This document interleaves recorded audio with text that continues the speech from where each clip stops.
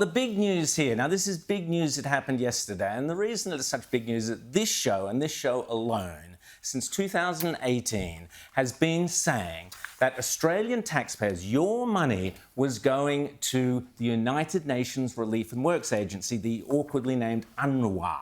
Now, UNRWA is responsible for the education of Palestinians in Gaza and elsewhere, and your money, this is the cover of The Spectator, back in 2018, when David Adler warned that Australian tax dollars were going to fund terrorism and the murder of Jews. Everyone told us, conspiracy theory, outrageous, how dare you suggest that? Yesterday, finally, Penny Wong, and I did have a go at her last week on the show about this very topic.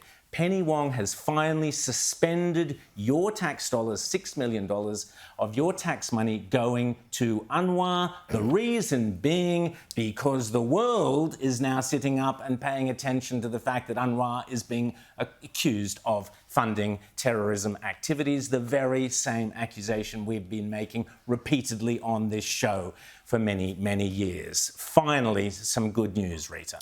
Finally, but let's not forget that in 2022, this Labor government doubled the funding for this group, despite the fact that there were very good reasons to have doubts about where that money was going, how it was being used, was it falling into the wrong hands. They doubled the money regardless of that. Now it's been suspended. A number of other countries, including the US, have also suspended funding because there's fairly good evidence of a lot of UNRWA staff talking and celebrating the October 7 atrocity, but there's now an investigation into a number of UNRWA staff participating in this massacre. James.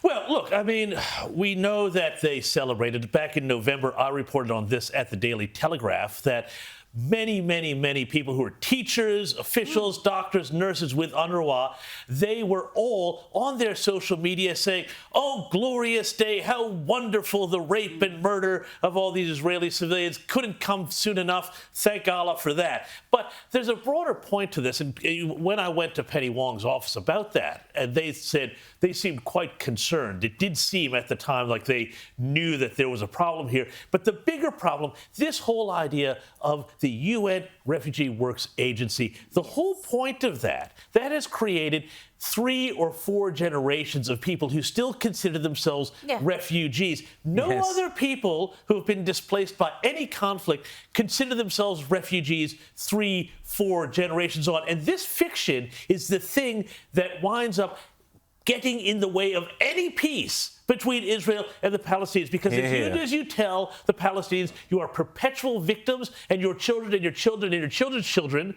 have a right to go back to wherever, the family orange grove was, rather than everybody else, basically everybody in this country at some point in their history was kicked out, of somewhere, and we don't all ask for a right of return. It is time to end this and end this whole fiction of the right of return. We'll just take, for example, India, the partition, the division of India and Pakistan. We don't still have people desperately centuries later. But they're refugee camps in areas controlled by the Palestinians. So we're not even talking about refugee camps as you would expect them to be. These are areas that the Palestinians have control over. So why their own people, refugees in their own areas?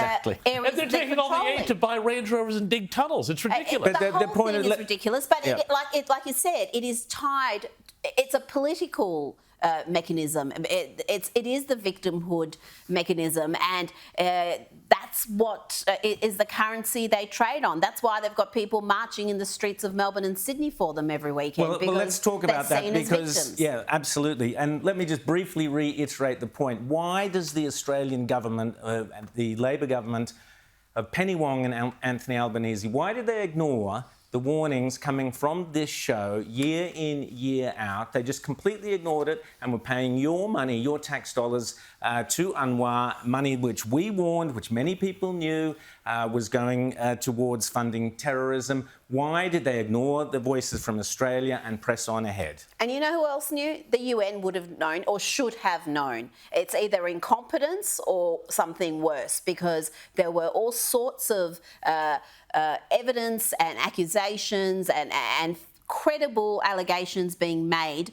and yet what has the UN done? I mean, this is bigger than just UNRWA. This is a UN problem. Absolutely. But also, let's not forget that Penny Wong and Anthony Albanese, the number of things they have done since taking office will show, and this is yet proof of it again, that when it comes to the crunch, Labor will always be opposed to the interests of Jews. They will always put the interests of the Palestinians before the interests of Jews every single time. They will then deny it. They will then be caught out like they have been on this, and they will then suddenly panic. And we should not forget that Labor is in an alliance with the Greens. There's no doubting it. They would never be elected without those Greens preferences. And we know where the Greens stand on Israel. We know where the Greens stand on all these issues. They are on the extremes, and Labor is in an alliance with them. It may not be an official alliance like the Liberal National Coalition, but it is a coalition nonetheless. Well, yeah, all of that is absolutely correct. But the bigger issue, too, is to say, well, fine, it's one thing to say, Labor will not take the side of the Jews in any of these sorts of disputes.